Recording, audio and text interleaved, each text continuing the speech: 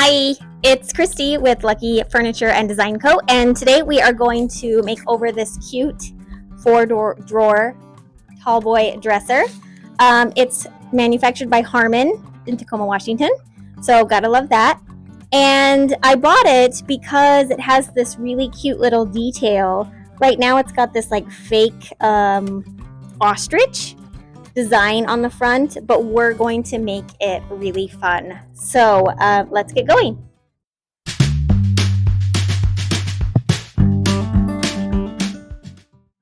I'll be using Benjamin Moore Advanced Paint and this cute floral Rifle Paper Company design for the front of the drawers. I took the paper into my local Benjamin Moore store and had them scan the background section of the paper to find a close match. And the match color is called Love and Happiness, which feels really appropriate for this cute floral dresser. Ooh! Wow, I'm excited. I think this looks great. I always start with a good vacuuming of the piece. Interior and exterior, the back of it, the bottom of it, just to make sure I can have a good base that's free of extra dust and cobwebs. I always use a degreaser like Crud Cutter after vacuuming to clean it thoroughly and remove any gross, weird residue there that would affect the sanding and paint. It's important to make sure to wipe down the piece with a damp cloth just to remove any extra residue that might be left over. First thing I usually do when I'm sanding anything with drawers is to take them out and sand the drawer sides with a 220 grit. A lot of times with older dressers, you have these great all wood drawers, but the sides are either dirty or splintery or really rough looking, and I have found that giving just a quick once over with 220 on the orbital sander gives the drawers just a nicer, more finished look. Luckily, this dresser is in great shape and there are no structural repairs needed. Since I'm painting the entire piece, I want to scuff sand everything with a 220 grit. I'm looking for small repairs or dings in the wood that I can repair with wood putty or wood filler, and I want a nice smooth base for the primer and paint to adhere to.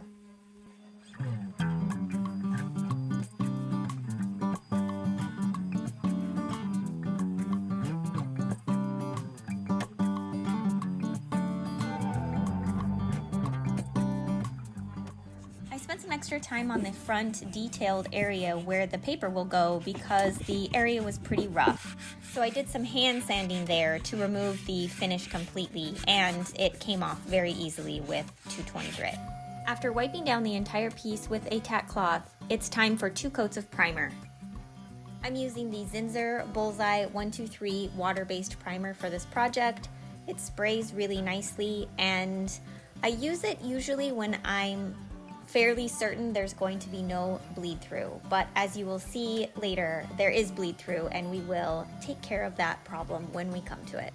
I'm using my HomeRite Super Finish Max paint sprayer for priming and painting this project. It's a great paint sprayer for beginners and it's under 85 bucks. You can pull it out of the box and in about 10 or 15 minutes start using it. I also recommend it not just for furniture but for walls. It comes with a few different nozzles and I just switched out the nozzles to use on walls and the finish is beautiful and I'm so happy with it. So it's definitely a good buy. And while you're at it, if you're going to be painting furniture, I highly recommend the Wagner spray paint tent. I think it's like 65 bucks and I've used it 100 times by now and it's easy to set up and so helpful. After doing the first coat of primer, it often helps you see a lot of dings or scratches in the wood that you wouldn't see beforehand. So I'm going to go through with some wood filler and go ahead and fill in those marks before we do the second coat of primer. I'm using plastic wood today. I chose white for no particular reason other than it was on sale. And I'm all about sale stuff. So just taking my finger, you can also use a putty knife, which works great, but I'm just taking my finger and going along some little marks that I am still seeing after the first coat of primer. Just going along, looks pretty good.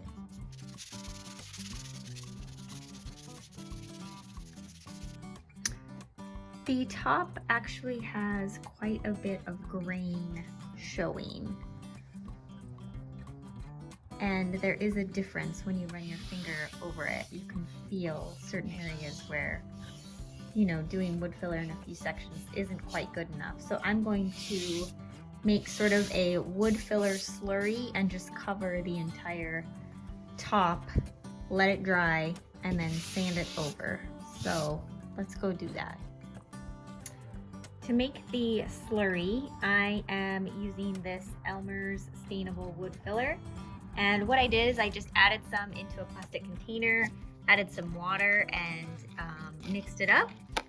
You can see it's a little bit runny compared to what it is in the package, right? It's a little bit thicker, which is great normally.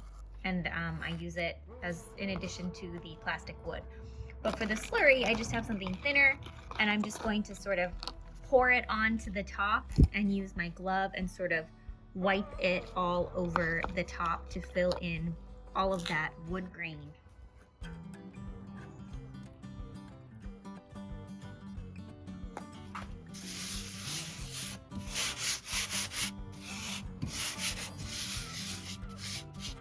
I think it could actually be a little thinner, but that's okay, it still will work fine.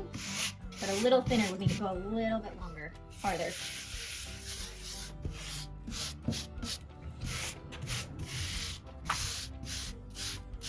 Make sure you get it up to the edge. Concentrate on any areas that are worse, that have more of a grain showing, and you just do that for the entire space.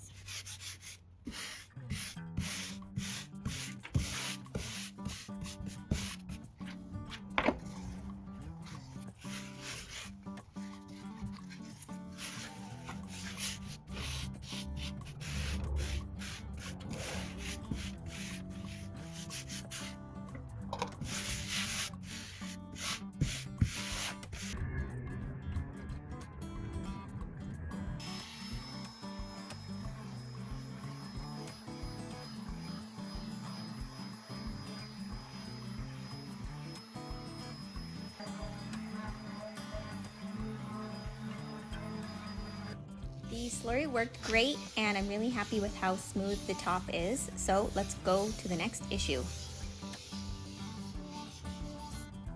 Next, I'm going to take some paintable caulk that dries in about 20 minutes and fill in any gaps or seams, like this one here.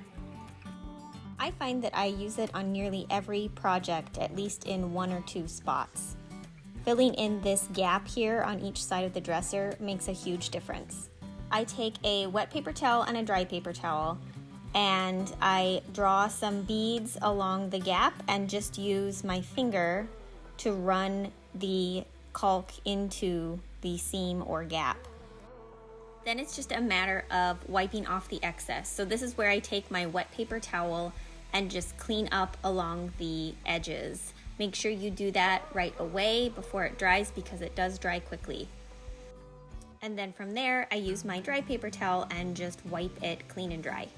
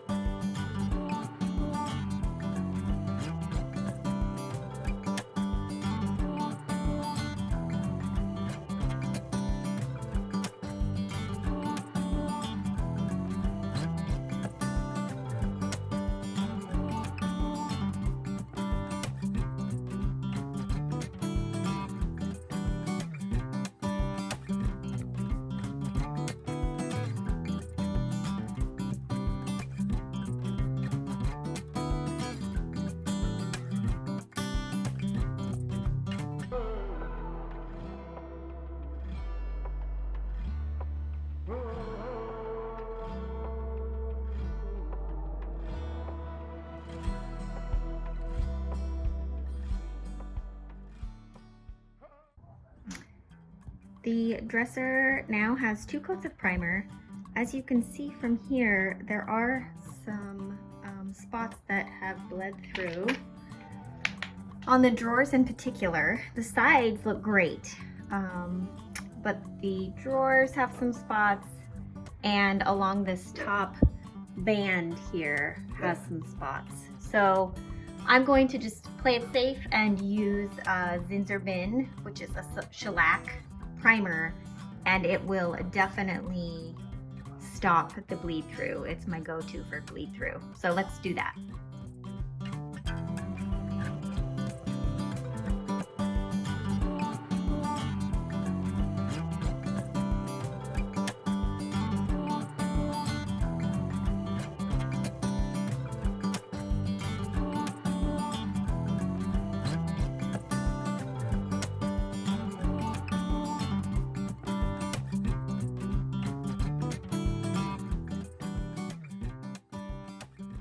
It's time to give everything a once over with a light 220 sandpaper and a tack cloth.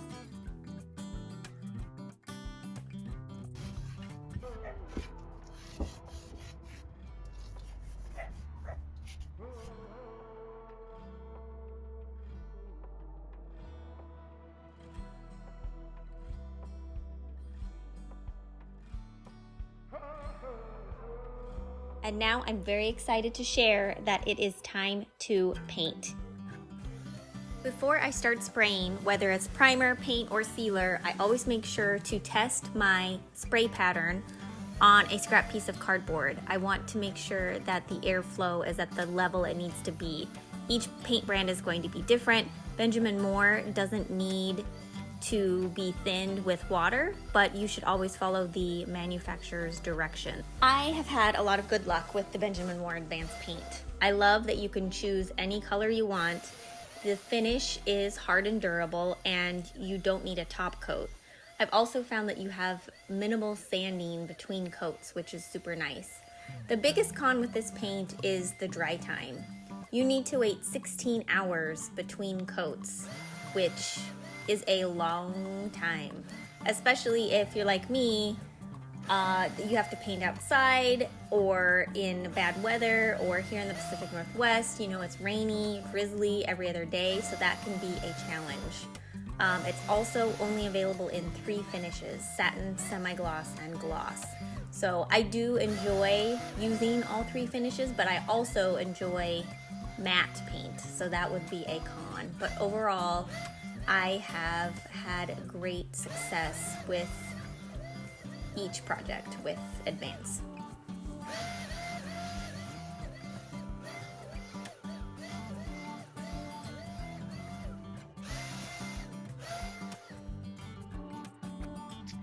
The first coat of the Benjamin Moore is done. It looks really good. There are a few spots to touch up. When I was painting,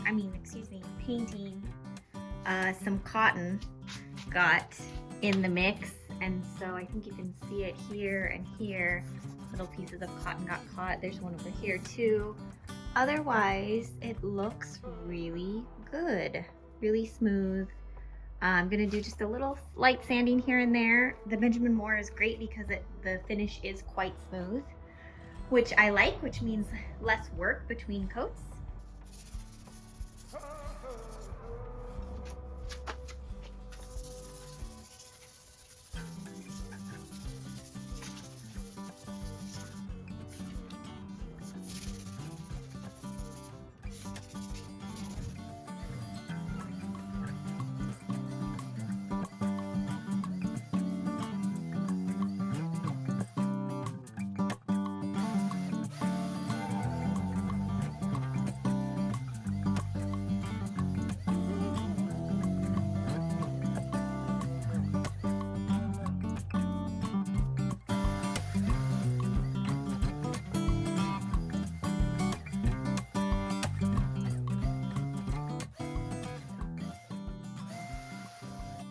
I'm measuring and cutting the pieces of paper that will go on the front of each drawer. I like to use a very sharp new X-Acto knife and a straight edge to cut these pieces.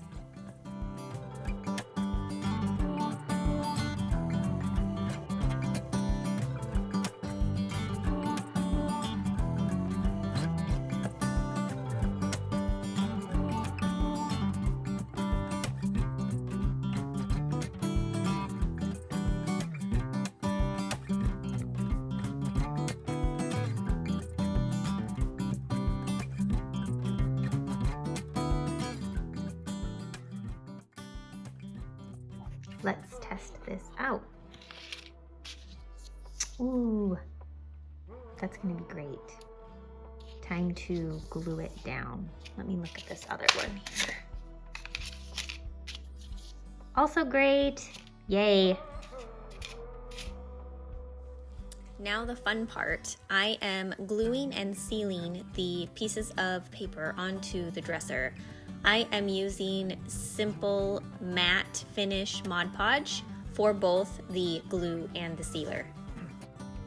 I'm adding a thin layer of glue to the area and simply adding the piece of paper to that surface, being careful to line it up. I smooth out any bubbles if necessary with my finger and just make sure that every little piece of that paper is secured to the dresser.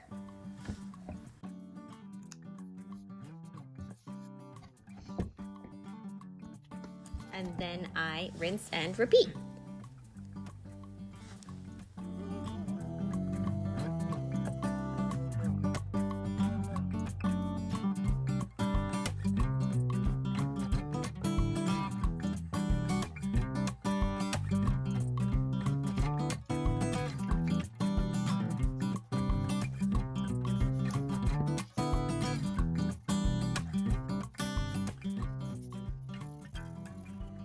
I've let the glue dry for about an hour and I can now seal it with Mod Podge. I apply a thin layer over the entire area, making sure to apply glue to the edge of each side of the paper. So both sides and the top and the bottom. I want to create a nice seal along those edges so they don't tear or rip. With a project like this, I like to use at least 3 coats of sealer to make sure that the finish is durable.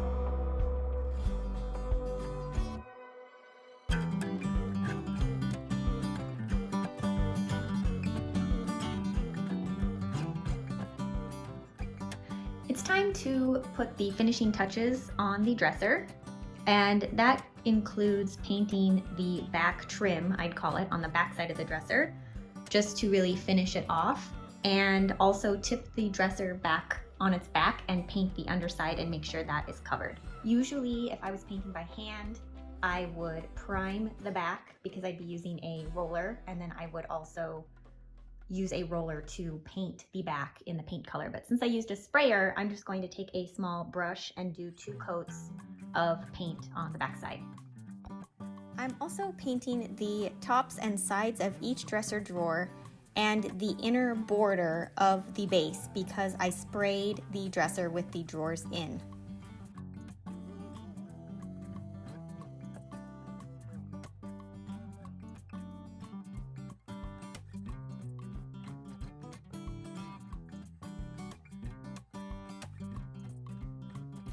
I'm using some feed and wax on each drawer glide to make the drawers slide more smoothly, and also on the interior of the drawers to refresh and revive them.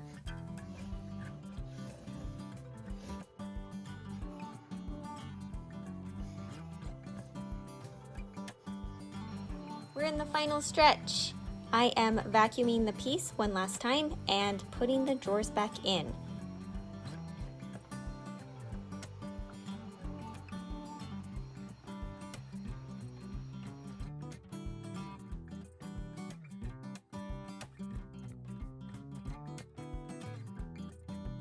So let's take a look at the before one more time. This was a great find at $35. It didn't have any structural damage, and I really liked the front detail that had a fake ostrich design on it, and I knew I could update it with a really pretty floral. I had a few issues with it, with the bleed through and the wood grain, but they were relatively minor. And now for the after. What do you think? I'm really excited about it. It's definitely a neutral, and then you have that cute detail of the Rifle Paper Company wrapping paper down the middle, and it's soft and feminine and elegant, but a little bit whimsical, which are all of my favorite things to combine. I think it would be great in a nursery or a little girl's room or my room. It could even go in a dining room for extra storage and silverware, things like that. Like, lots of options for this cutie. Thank you so much for being here. If you like this video, please like, comment, and subscribe to the channel for more DIYs, home renovations, and vintage furniture makeovers.